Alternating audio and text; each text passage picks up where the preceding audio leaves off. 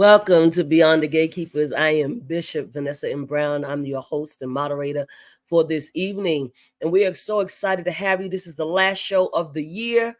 And we are grateful for your presence. Thank you for all of you who have supported Beyond the Gatekeepers for the entire year, since we've been on, actually, since 2020. And so we are grateful for all of you who support us on every platform that we are on. You can find us on Facebook, on Beyond the Gatekeepers page, as well as on Bishop Flunder's page. You can find us on Instagram, on Beyond the Gatekeepers page, and on YouTube on the Beyond the Gatekeepers page, as well as LinkedIn. And we're so happy that you are with us on tonight. All of our regulars, y'all are here. We see you all. We're grateful for your presence. We say welcome, welcome, welcome. We want to give you the opportunity to share. Please make sure that you share, so that others will know that you are here with us. And certainly, we want to give a big shout out to all of you all that are celebrating birthdays in the month of December and anniversaries in the month of December, and anything that you might be celebrating. We say Merry Christmas, Happy Holidays to all of those that celebrate this year as well. And prayerfully, either you were someplace quiet by yourself, which is okay, or you were with family and friends, and that's okay too, or family that's chosen, and that's also okay. So wherever you were, we want to say Merry Christmas if you celebrate the holidays, or Happy Holidays to you. Now, this is what we do every week. We want to know where you are watching from. And so we want to make sure that we get a chance to shout you out. I already see the faithful that are always on. And so we greet you, we greet you, we greet you on every platform that we are on. We say welcome, welcome, welcome. I say hello to Albert Reed. Colleen, Texas is in the house. Chuck Hunt, Monroe, Louisiana is in the house. Welcome. Mary Duke, Raleigh, North Carolina is here. Reginald Nichols, hey, hey, hey, brother. Community, Stockton, California. God bless. Reverend Tanya Jackson, hello. Newark, Delaware. Ronnie Jordan, Rancho Cucamonga, California. Erica Smith Mena and Wanda, thank you all for joining us from York, PA. Manessa Anindo, thank you for being here. God bless. Boaz Parker, welcome, welcome, welcome. Philadelphia, PA. Damian Michael Williams, welcome. Sending you love as well from Los Angeles, California. Maria Harris, welcome. Denver, Colorado. Rhonda Height, St. Louis, Missouri, welcome. Welcome, Reverend Lucian. Blessings to you, brother and son. God bless you. Delaware, Ohio. Rebecca Brown, welcome. Goodyear, Arizona. Darlene Pittman Connell, Ozone Park, Queens, New York. Linda Hewlett, St. Louis, Missouri. Siegfried Benton, Pastor Siegfried, Temple Hills, Maryland. Kevin Moore, greetings from Brooklyn, New York. Desiree Frierson, Kansas City, Missouri. I love it. The people are just coming in the room. Monica Payne Horn, Lake, Mississippi. Love it. Thank you. Or Horn Lake, Mississippi. That's what it should be. Linda Lillian Cruz, DeBrill, welcome. Highland Park, New Jersey.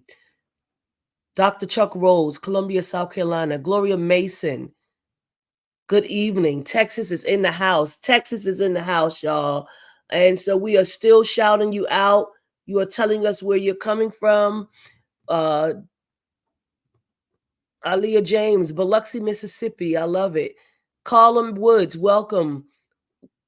Oakland, California. Yes. Deacon Marlene McLaurin, welcome from Baltimore and UFC Baltimore. God bless you. Kimberly Scott, bless you. Los Angeles, California. Colette Walker, St. Louis is in the house. I love it. Come on in the room, y'all. Get your people and bring them in the room on tonight. We have a very powerful conversation tonight with a very powerful woman of God, theologian and scholar. And we are excited about her being here with us on tonight. We want to make sure, I see you, Deacon Ryan Harris from Cincinnati. Cincinnati is in the house. I love it. We're here from everywhere. Let us keep filling the room up. Let us keep filling the room up on tonight.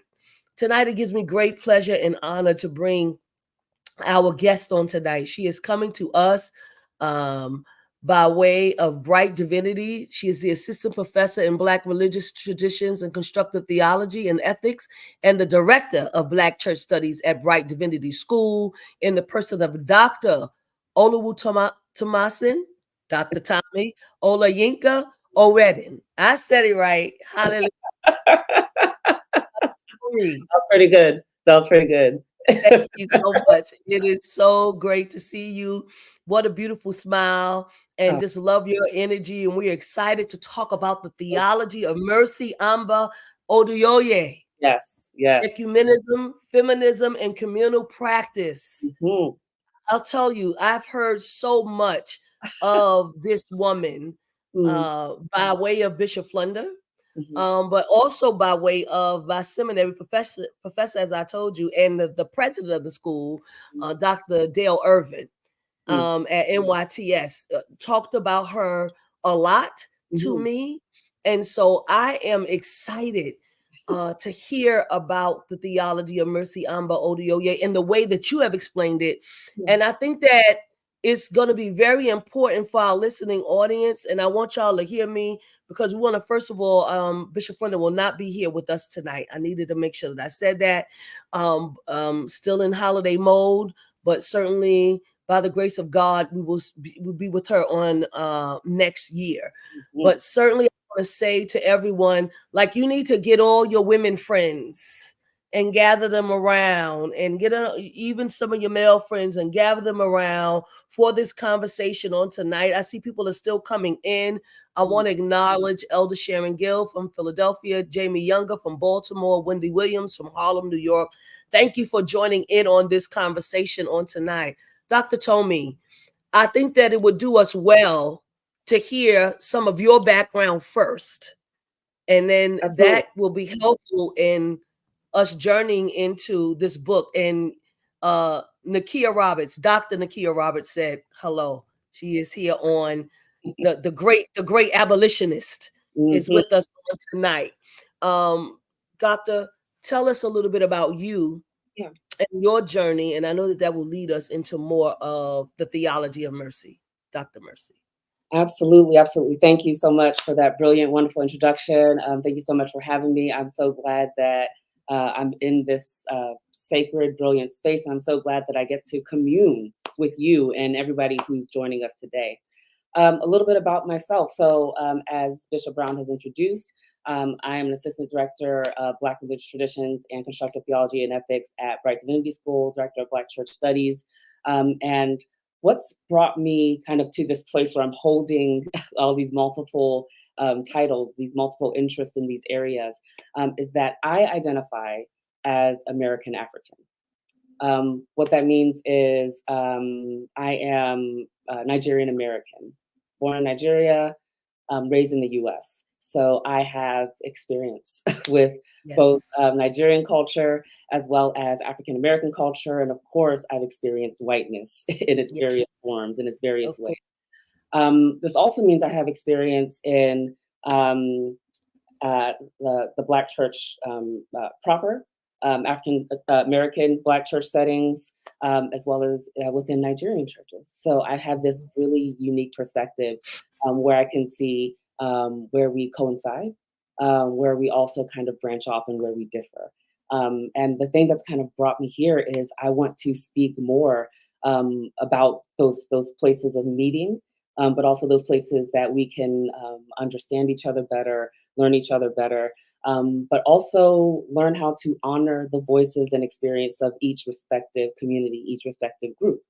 So identifying as American African, I am on this mission to create language, theological language, for what people who live in my shoes would sound like theologically. But in order to do that, I had to learn what was out there first. So in divinity school, of course, I'm learning about Black theology. I'm learning about womanist theology and ethics, womanist hermeneutics. But I'm not learning a ton about the African theological side. Right. Esther Akalatse, who is at Garrett right now, Dr. Esther Akalatse, brilliant scholar, says, "Oh, start with Mother Mercy." And I say, "Okay, let me read her stuff." I read her. She is not only making sense, but she's accessible, and she's making these small points that I think are doing major theological turns. She's doing these small things that are shifting ecumenical tides as well.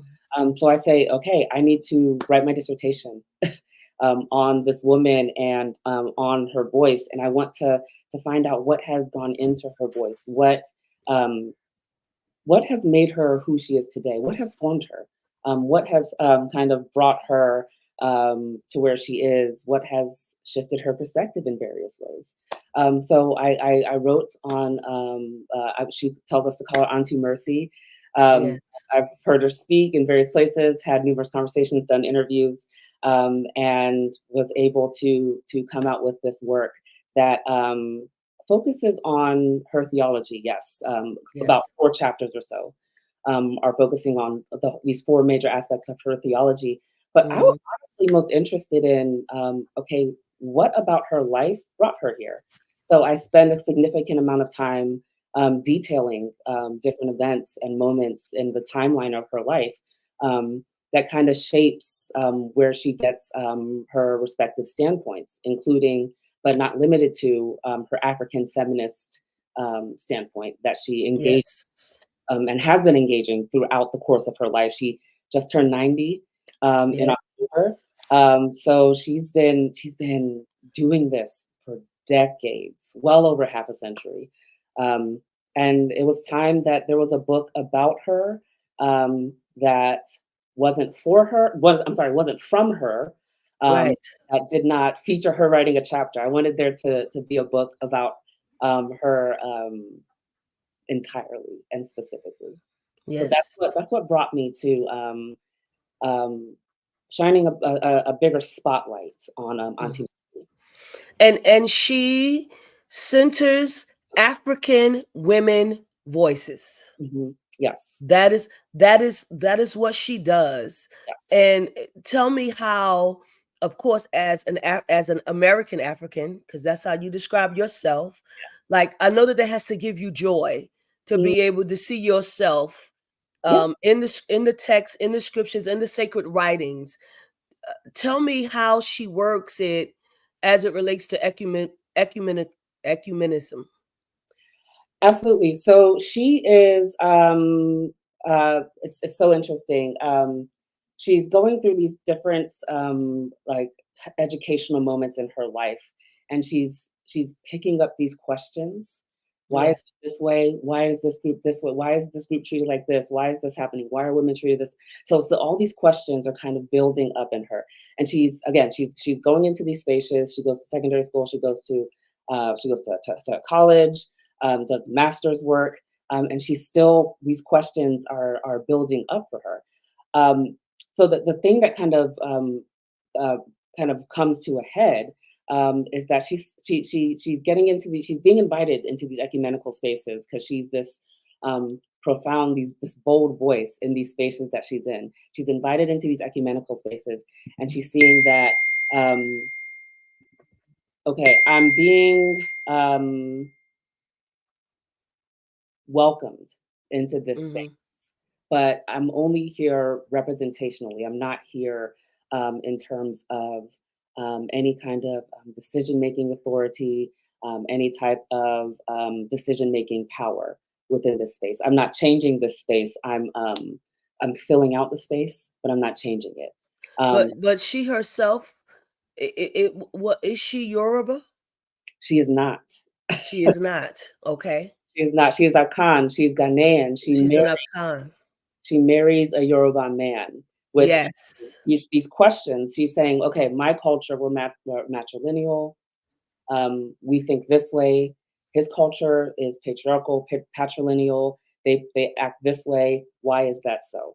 Again, everything in her life, every experience in her life, she uses to ask deeper questions, and she connects Yeah. it with how people are expressing their theology, as opposed to how they're leading and living into their theology. Uh, Hmm. so in terms of ecumenical spaces, she comes into the spaces and she says, these are the gaps. I'm going to create responses to those gaps. I'm going to organize women to create responses to those gaps. I'm going to organize initiatives, and I'm going to activate a response. I'm not going to just complain. I'm going to be part of creating the solution. So within ecumenical spaces, her position is one primarily of action and creating the thing that she sees as missing. Tell us a little bit about this African Christian theology. Oh, African. Okay, so there's African Christian theology as a whole. So African theology. Again, I mentioned the parallels between Yes. what's happening in the West and what's happening on the continent. Yes. There's this interesting parallel with Black theology and womanism, and African theology and African women's theology. So African theology is primarily voiced by men. They're trying to respond to the major voices in their respective areas and fields. But similar to what was happening in Black theology to a certain extent, African Christian male theologians are not talking to their women. Right. So Oduyoye says, this isn't African Christian theology because we are African too. That's right. I'm not sure what you're doing, but if you want it to be called African theology, women have to be a part of the fold. So similar to, again, the gaps and the holes that womanism was identifying within Black theology, African women's theology emerges to say, these are the things that we're seeing. These are the perspectives that we have around God that we think should contribute to our African theological voice as a whole, and need to be represented in this thing called African theology. So African Christian theology, it starts off as this primarily male enterprise, and Oduyoye says, it's not what you say it is unless we are all present. Yes. We all have to be a part of the conversation. Absolutely.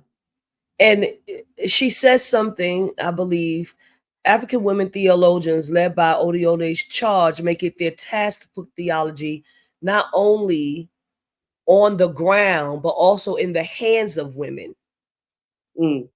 Right? The rest of the world has forgotten. She makes a point to say that. Tell us a little bit more about that. No, absolutely. Absolutely. Oduyoye is a woman of action, but she is also a woman who is deeply practical. So she's not only, asking women to kind of share their theological voices, to proclaim their theological voices, to share their insight, but she's also going to create organizations and spaces where women can gather with one another, where they can learn from one another, where they can share, where they can lift up one another. She's literally going to be creating spaces that even if African theology is talking about these things, she's going to help it materialize. She's going to help it manifest. So she says, yeah. Go ahead.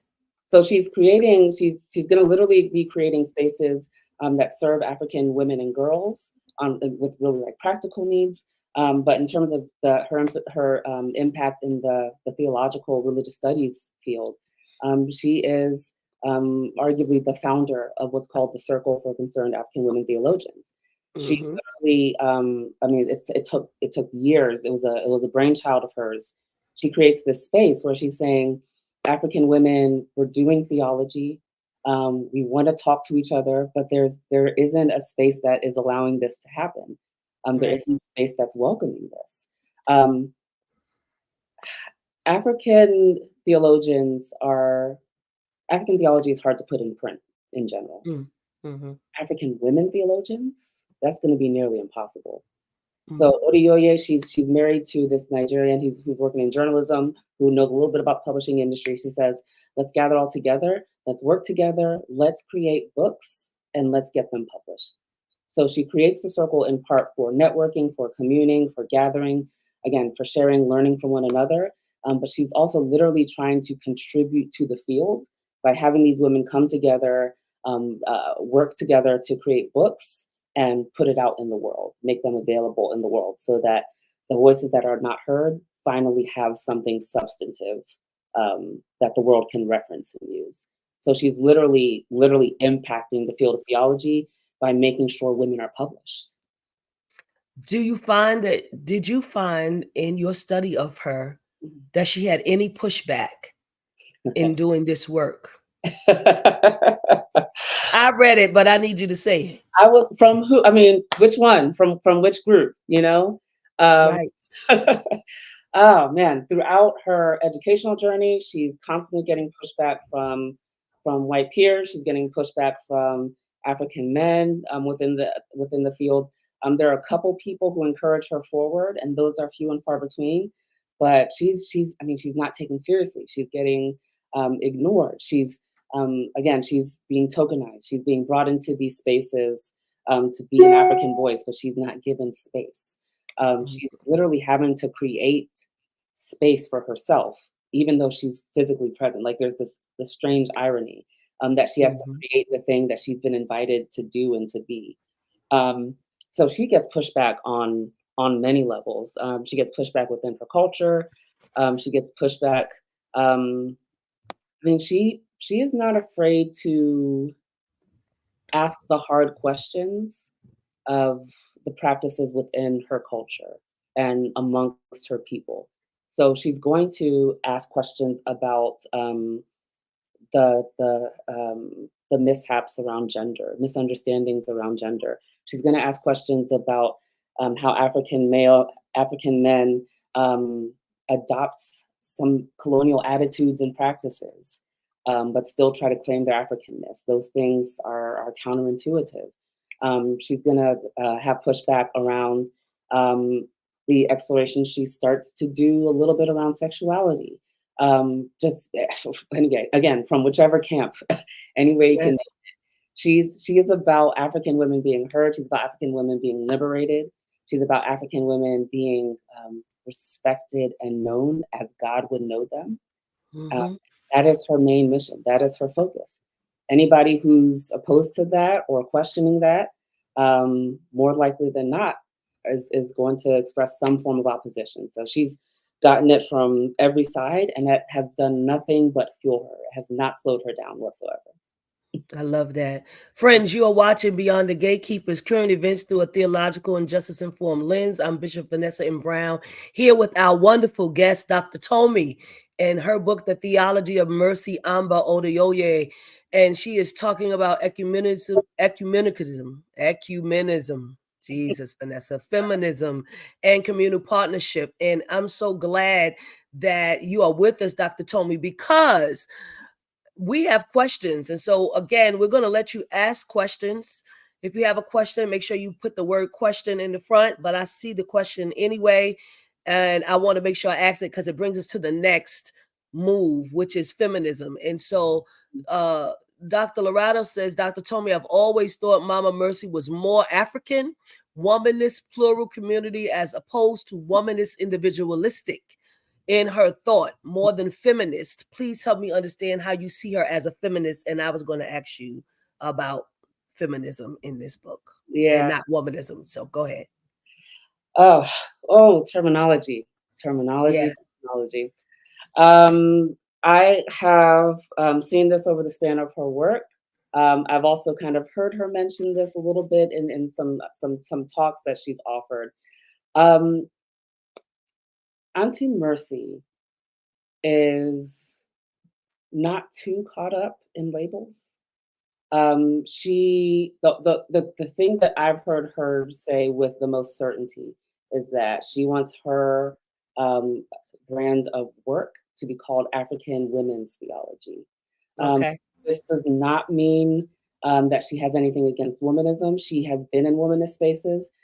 She has also literally said, if it helps you to call me womanist, then call me womanist. If it helps you to call me feminist, call me feminist. But know that I'm speaking from the particularity of my context and my people and our respective objectives. So African women's theology, again, is the thing that she definitely wants her work to be called, but there's some flexibility, there's some fluidity in terms of just she's most interested in being in conversation. So if you're a feminist group, a womanist group, she wants to be in conversation with you. She's not gonna say no, I can't be a part of this conversation because we're doing different things. Um, with that said, though, she's very clear that feminism that originates in the West that centers white women is not what she's doing and not Right. what she's aligned with. That, in many ways, to her, is aligned more with the colonial project than it is the liberationist project. So she's very clear that brand of feminism that is aligned with colonialism and the language we would use is whiteness. She would say, I'm pushing back against that by making sure I name my particularity, making sure I speak about and speak for my context.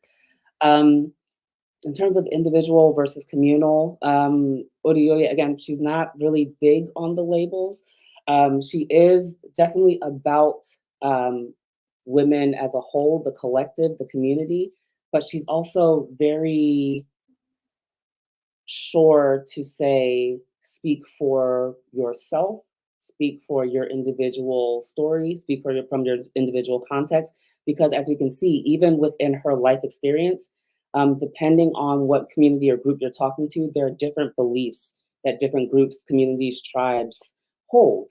So it's important to name this is where I'm coming from. This is the theology, this is the theological angle that I want to speak to based on the space of who I am. So she's going to be aware of and highlight that both are important within the conversation.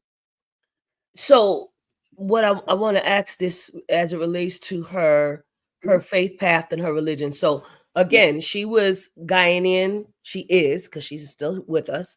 Of the Akan people, right? Mhm, And then her husband was Yoruba, mhm, and then she's talking about the Christian faith. There mhm. has to be some interlocking and some parallels in terms of her work. So how does she deal with non-Christian faiths and religions in many cultures of Africa? And that piece of that question is by Linda Lillian Dubril. Yeah, that's a great question. Absolutely. Specifically within her work in the circle, she welcomes it. She one feature about the circle that I think is just the most endearing is that's pluralistic. It wants to hear from all women of all backgrounds. She just wants sound theological conversation. She wants support to be happening within that space. And she wants, I mean, her impetus is that she wants women to support each other, to be pushed higher, and she wants theological conversation to be enriched and elevated. So it doesn't matter what perspective you're coming from. Come forth with sound work, come forth ready to contribute, come forth ready to be a part of the collective and the community. And everybody is going to be enriched as a result of everybody being there. So it's a pluralistic place. She in many ways, even her theology also emphasizes instead of a body of Christ kind of being a bit too narrow, she thinks of her theology more as a hearthhold of God. So she broadens it out that all of God's children are contributing to this this constant stream of trying to understand and learn and know and name what we can about God, the Creator. This is so good. Uh, if you all are interested, I need you all. I want to invite you to purchase the book. Tonight, we're not going to give away a big book. We want you to purchase the book. Make sure that you can go, and I think that Pastor Sue will put it inside the chat. You can go to, I think, Amazon and get the book. You can get the book via Kindle, or you can get the book hard covered. So make sure that you purchase the book. It's already posted and pinned. Thank you so much, Pastor Sue. So we appreciate that very, very much. I want to go to chapter 4 because I'm kind of moving through the book. And you have steps in there as it relates to African women's theology, directly examining Dr. Oduyoye's conception of the doctrine of God. Tell us a little bit about that. Yeah, her doctrine of God is, again, it's transcendent and immanent. So God is both bigger than what we know, but also God is very, very close, very, very close to us. So in many ways, it is okay to start asking questions about God, again, from the space of yourself. Um, this is going to be most important for African women, because African women, from the time that they're children, have been told, this is what you're supposed to be doing in life. This is who you're supposed to be in life. If you step outside of that purpose, then you are being disobedient to God's plan for your life. Saying, we get to ask ourselves, what does the truth feel like in us? Yes. Let's ask in community, what does the truth feel like amongst us? And let's have a conversation about what that's illuminating about God. Does it run up against what we've read and feel about God, experienced, learned about God, or does it walk alongside it? And if it's walking alongside it, things like I am loved, I am valuable, my value is not diminished because of my gender. These Yes. types of truths, women get to begin asking, and they get to see as affirmed about how God exists as a creator who loves God's creation. So for Oduyoye, doctrine of God is going to be one where it's centered on where is God's love felt, seen, shown, experienced, and where is it not? It's not experienced in colonialism. So she kind of tackles how the message of God is brought in certain ways. Africans, they say, okay, the parts that align with who we are and how we think of God already, like, okay, we'll hear some of that. We'll receive some of that. The parts that go against it, we're gonna ask questions about it. We're gonna push back. We're gonna resist. We're gonna integrate and make this thing called Christianity that's brought to us. I mean, again, in West Africa, that's brought to us. We're gonna make it our own, because if this Christian thing is a type of identity and way of being in the world, we get a say in what our way of being in the world within this frame looks like as well. So God is not aligned with colonialism. God is not aligned with gender disparity. God is not aligned with violence against women and children.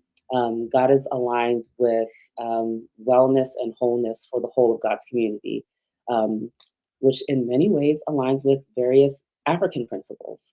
So for Oduyoye, a lot of her doctrine of God is, what do we already know about God that's present within our respective culture, and how can it be in conversation with this Christian story that has been brought over, and how do we make it ours in a way that, again, is enlivening and enriching, and it is not harmful or injurious. Yes. You go into the very next chapter, chapter 5, and you talk about Christology, and you talk about how it is important to Mother Mercy, but it is also important to the life of African women. Yeah. Can you explain that?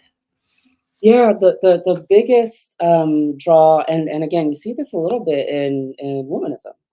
The biggest draw about Jesus Christ is that Jesus knows what it feels to be like what it feels to be like on the underside Yes. of humanity. Yes. He understands that fully. He knows what it feels like to be discriminated against. He knows what it feels like to be questioned, to be not taken seriously. African women say, "Oh yeah, that We know this too. he's like us." So if Jesus is like us, then maybe we are important. Maybe we are valuable children of God as well. I mean, there's different people do different things. Oduyoye flirts with this a little bit. Oh, Jesus is an African woman. Like that, we can say that very clearly. He knows, discrimination. He knows disparity. He knows displacement. He knows all things. He knows persecution for Yeah. things that he did not do. All these things that African women have experienced, they can see in the story of Jesus, and they say, um, if this is the Holy One of God, maybe we are holy ones too. So for African women, Jesus Christ is important not only as the Son of God, but as one who lived in this earth in earthly conditions, and because of how he lived, is seen as this sacred figure. It shows that Hmm. African women, like you're sacred too. Yeah. And I think she also she talks a little bit about the fact that the marginalization that African women have gone through. Hmm. And Jesus is absolutely, he's marginalized his own self, Absolutely, right? absolutely, And so yeah. they are correlating this conversation. And I love the way that she has laid it out for us to see the parallel between African women's conditions and Jesus's hardships. Absolutely, Yeah. absolutely. Um, I mean, and there's this really interesting question. Well, I mean, even as a male within society, Jesus still kind of probably had, certain rights or had certain experiences Privileges, yes. than the women in his time. Sure, but African women are seeing, they're mainly seeing there's this. I think that we lost your sound. Oh, oh, oh, oh. Okay, hold on. Hold on.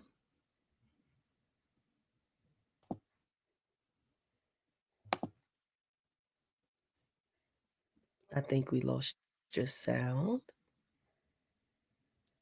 All right, I'm gonna keep kind of talking and just see I, if. we hear you now. Okay, okay. Yes. Yeah, so I mean, there's always going to be this point that as a male in society, Jesus um, lived with a certain level of more privilege than other members of the society, and yes, that's true. Um, but there's this notion that if this person born in marginalization, born in these marginal conditions, um, can walk amongst his people, walk in the community, and have this sight and awareness of like what is true and what should be, and has the courage to kind of name this as such. And African women, we can do that too. Like we can look around our community, we can tell people, oh, this is what's happening, this is what should be, and we can speak up about this too. We can speak into um, the divine truth that we all deserve a world in which we can all thrive. So there's Yeah. this on the ground parallel between Jesus and African women that being holy truth tellers seems possible. Yeah. It leans into her theological anthropology Yeah, as yeah, it relates to her traditional Akan, Ghanaian and West African conceptions of God, the self, and others. And then she her theology of anthropology distinctly emphasizes co-harmony among all members of the creation. yep, So yep. all of these tiers and layers, she's not really for. She's not really, yeah, Right, she's right. not for it.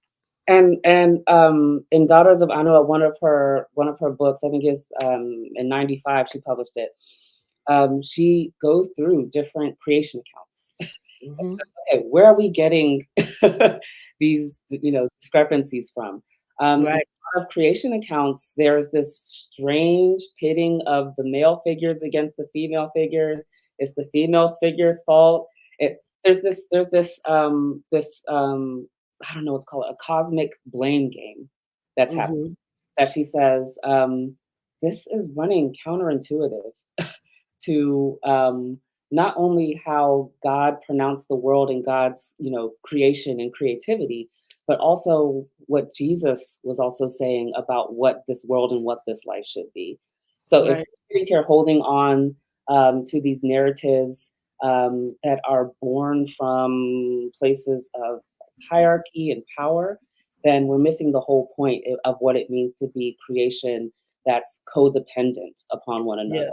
She talks about Yes. two-winged theology, where you need both Mhm. wings to be able to fly, to be able to soar. One wing is not going to be able to do all the work. It might think it could, but Right. it's not going to be able to do all the work. There needs to be balance. There needs to be harmony. There needs to be like a levelness.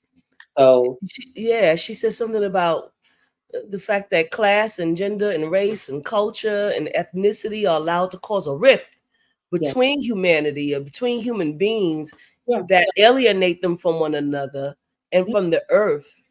You know, that's a problem. The thing about theological anthropology that I think African women's theology wants to hammer home is that there's all this fighting on the ground about who is superior, who is better, who's stronger, who's more powerful.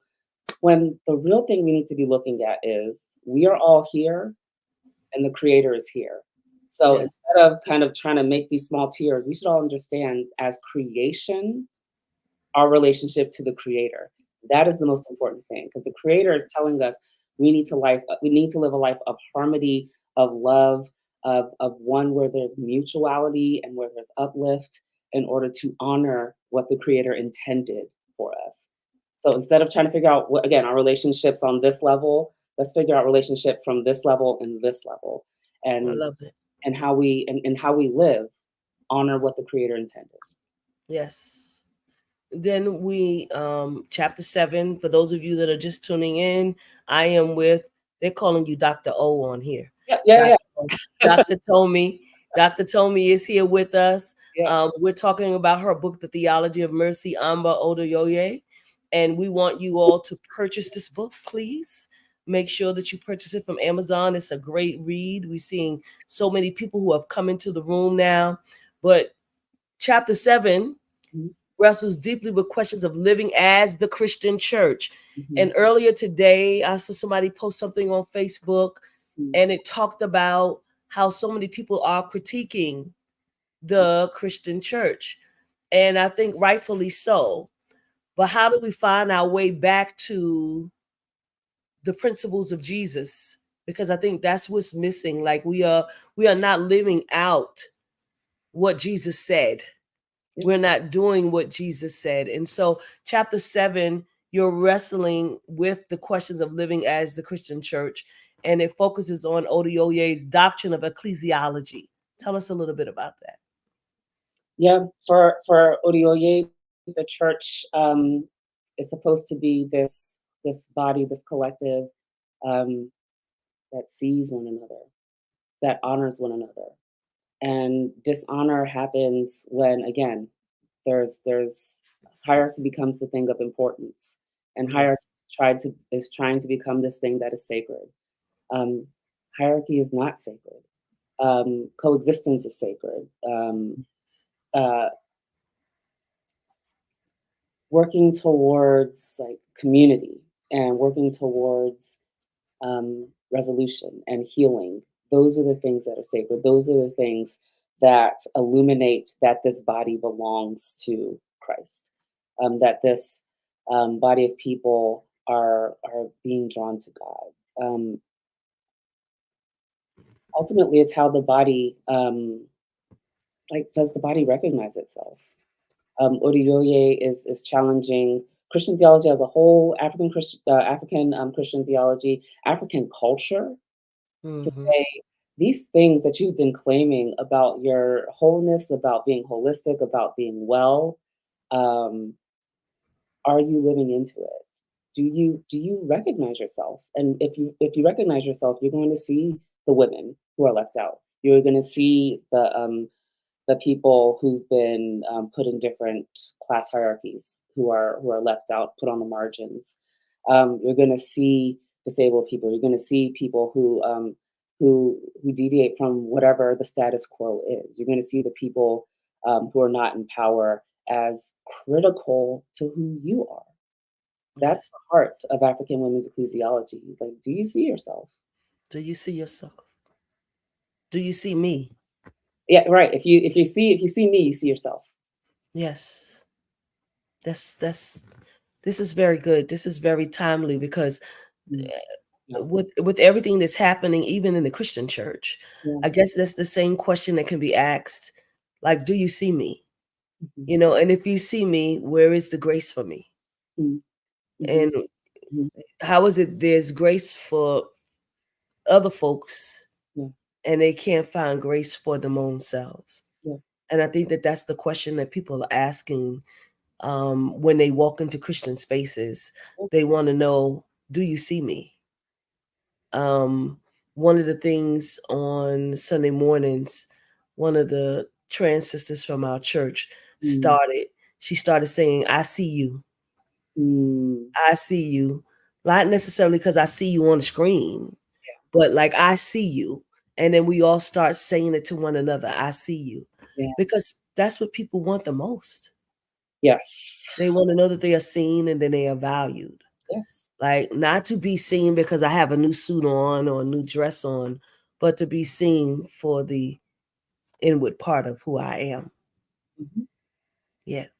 I'm good. Before I get to question 8, someone says, has she ever written anything in relationship to the history of Christianity in Africa and the pre-existing spiritual practices or traditions and how Christianity has diminished these practices and or traditions to colonize and control people politically, economically, and religiously? Um, I don't know if she's written in that specific vein. Her book, Hearing and Knowing, gives kind of like a church history type of feel, but it's not the traditional church history that you'll receive in a seminary or divinity school setting. She does offer a little bit of colonial history in it as well, and kind of speaks to, okay, these different peoples were met with this at this time. So she offers that slight historical overview and talks a little bit about the Christian church from that perspective. But she does not quite go into the social and political fragmentation that Christianity has done in various societies. Only brief mention historically. Thank you. To go back to I see you, Shay Wilson says, the light in me sees the light in you. I know that they say namaste, the divine in me in you sees the divine in me sees the divine in you, and vice versa. And then Lorato Pitso says, in Zulu, one of the languages in South Africa, the greeting is Sawubona, which translates to I see you. Hmm. I Hmm. see you. And Hmm. so I know that this pretty much the last chapter, you ask further questions about what African women's theology can continue to teach the Christian church. What do you think African women's theology can teach the Christian church and can continue to teach the Christian church? And I know you discussed several areas around sexuality, male accountability. Say more about that. Yeah, yeah. With Oduyoye in particular, um, she writes a little bit about sexuality, keeping in mind that conversations around sexuality are constantly in flux, constantly changing. It's constantly being understood, sharpened in different ways. Um, to be an African woman talking about um, uh, sexuality slightly in part around well, okay, she speaks about it in terms of like gender. She kind of speaks about it primarily around gender, but to think about sexuality in terms of conversation that's inclusive around the LGBTQIA plus community, she begins to venture a little bit into that. But of course, like if you crack the door open, we want the door all the way open. So Yeah, yeah. we there's room for those who have come after her to continue that conversation around, okay, what can that look like from an African women's theological perspective. Again, she broaches it a teeny bit, but there's room for more conversation. In terms of male accountability, I mean, I was thinking about this today. The a central, I don't know, what's called, elephant in the room in many ways Yes. Mhm. around African women's theology is like it needs male support.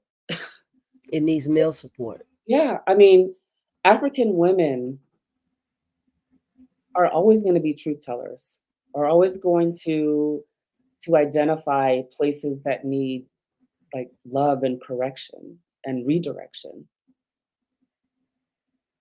It happening is going to require the support, the the deference of men.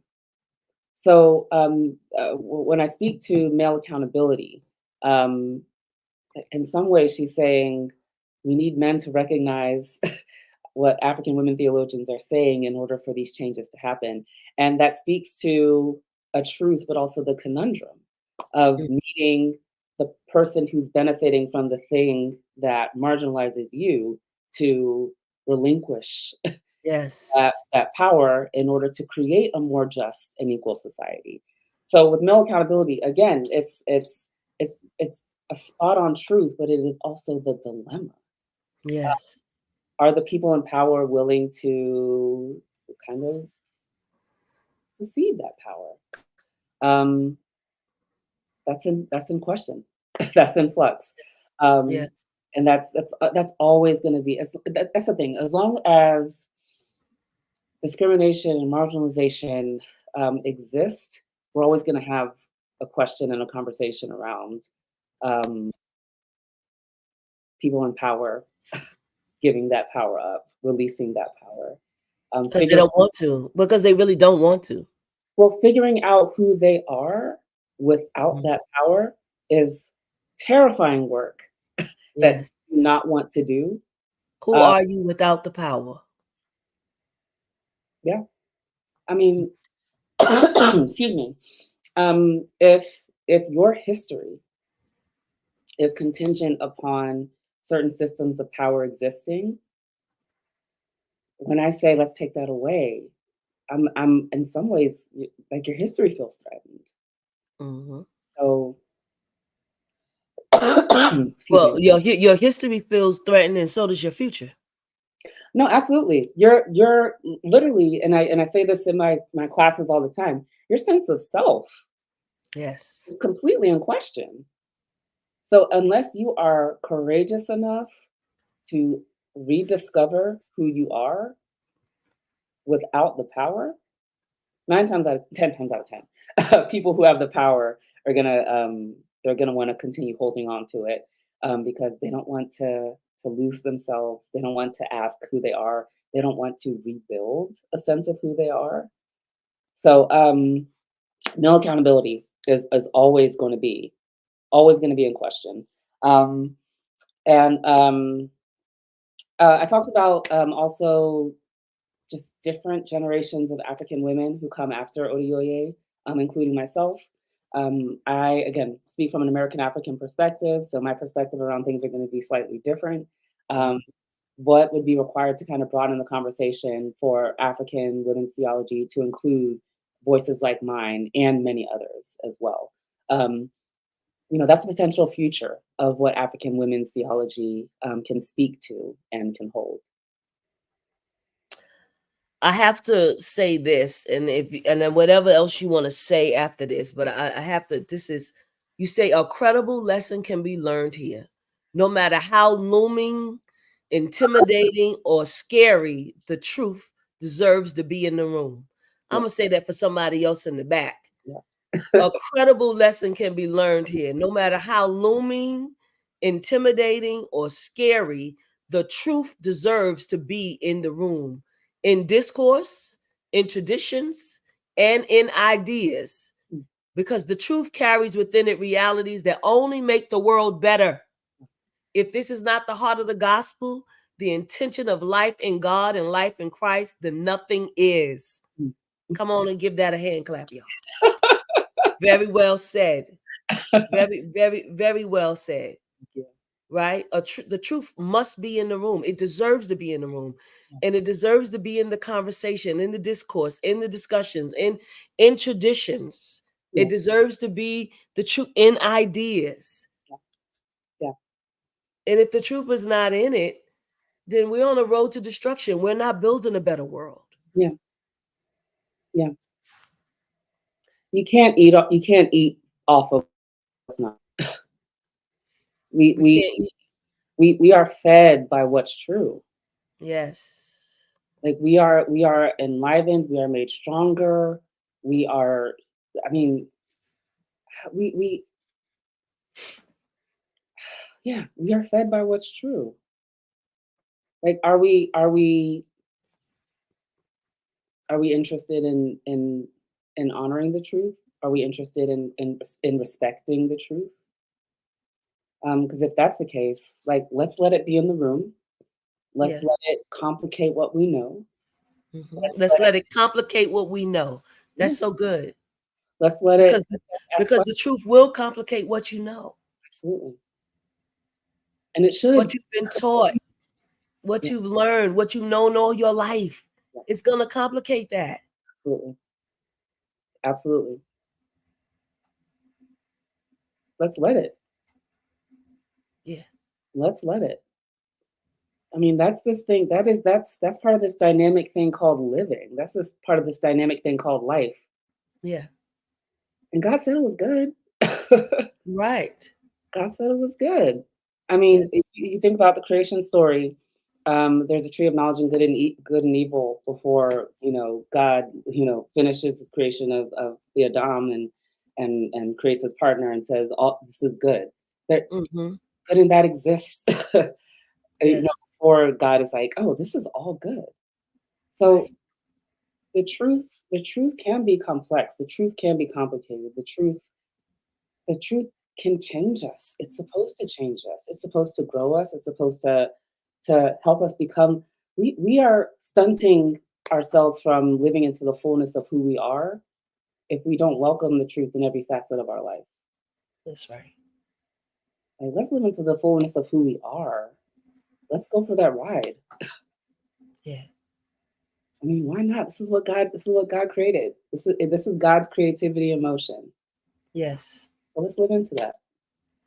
Tell us one last thing that you would like us to know about this book. But before you do that, someone says the truth must be in the Dr. Chuck Rose says the truth must be in the room.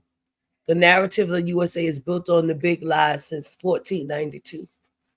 And someone else says we must stop saying and teaching that the truth hurts. Rather, the truth heals. It's like the packing in an open wound. Yes. Mm, Someone else says we've been indoctrinated into believing into too many non-truths, mm, that we must journey into religious emancipation to discover what these truths are. And yeah. uh, someone else says, and when it complicates what we've known, let's lean into God. God help me to implement the truth when it's presented to me. Ashe. Mhm, mhm, I want you to tell us, because I know that Mother Mercy's presence and her impact in mm. theological discourse is enormous. Yeah. I want you to tell us something else. I mean, obviously, this is too much to tell in one sentence, right? But I Yeah. mean, this book has done a very good job Oh, thank you. of an excellent job of telling about her life and her life's work, Yeah. right? And so tell us something, the one thing, Mm, if people had to walk away from this conversation mm. that you would want them to walk away with. Yeah. If you engage Mother Mercy, Auntie Mercy's work, um, do not go into it trying to master her voice. You will not be able to do that. She is complicated. Mm, Um, she says things. She says things that run into each other. She says things that overlap. She's just an authentic person trying to learn from people around her what the truth of God is. So don't come in trying to master her. Come in with an open mind and open heart to think with her, to learn from her. But first and foremost, to kind of have the mirror reflected back to yourself. When you engage her work, be ready to think about what you believe. Be ready to think about what you've been raised with, what you've grown up with. Be ready to have that enhanced, challenged. Be open and be ready to reflect on yourself. That's the main thing I actually want people to take away with this work. Like, learn from her for sure, but also you're going to learn about yourself. That's good. That's good. Thank you, Dr. Tomi, tonight. Listen, friends, we've been listening to Beyond the Gatekeepers. We are here with Dr. Tomi talking about her book, The Theology of Mercy, Amba, Oduyoye. And we want you all to purchase the book. It's already pinned, so you can see where you can purchase the book from. This is a great self-reflection. It's a great learning, and we appreciate you so much, Dr. Tomi, for all of the life that you have given this book, all of the energy, all of the prayers, the time, and ways in which you have given to give to us, and you know, and to other communities. I'll tell you again, we're still in the holiday spirit. You can purchase this book for someone else to be in conversation with. If it's a group of women, and if it's also a group of women and men, listening to what the women have to say, because that's how you will get the support. Yeah. Right? They need to be able to listen in, and they need to be able to hear Yeah. what is being said and find out how they can make change and transformation as well. So we want to celebrate your great work and say thank you so much for being with us on tonight. We're going to show you 2 commercials, and then we're going to let you all go for the evening.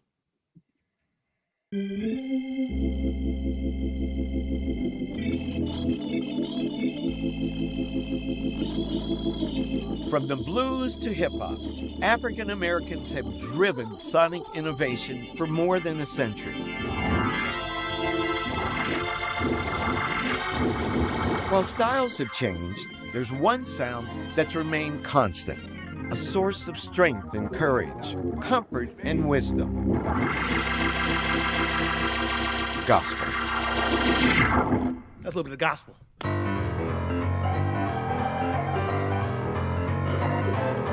Gospel music is soul. Gospel music is R&B. Gospel music is funk. It's hip-hop.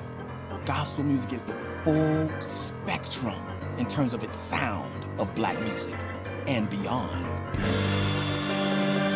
Mahalia Jackson, what was special about her voice?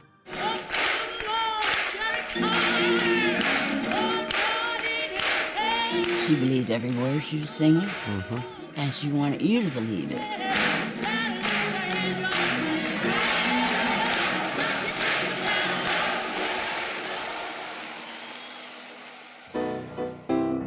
Preachers have style, right? Gospel singers have style, right?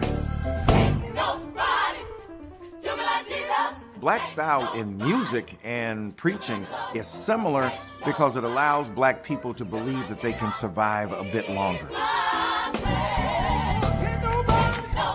My mother had gone to New Bethel Baptist Church.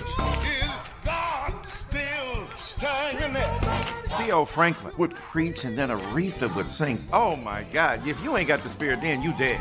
The sermon becomes the song. The song becomes the sermon. God, we ask that you would reinvigorate somebody. It's almost as if there's a soundtrack in a church setting. Amen, brother. That was beautiful. For generations, gospel music and preaching have formed the bedrock of the black religious experience. The sound still connects people. The sound still gathers people. These astonishing art forms, carrying an enduring tradition, continue to evolve. Do you think there will always be gospel music 100 years from now? I don't see how we can thrive without gospel music. That's right. I say it's going to always be there forever. Listen, as we tell the story of how a people learn to sing the Lord's song in a strange land. This is the powerful story of gospel.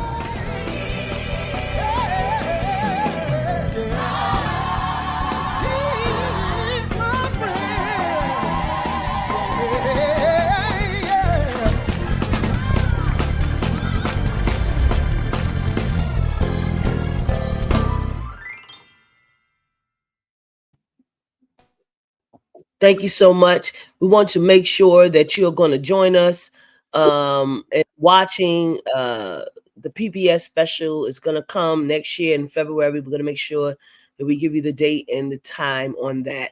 And we want to appreciate you so much for supporting us on Beyond the Gatekeepers all through the year.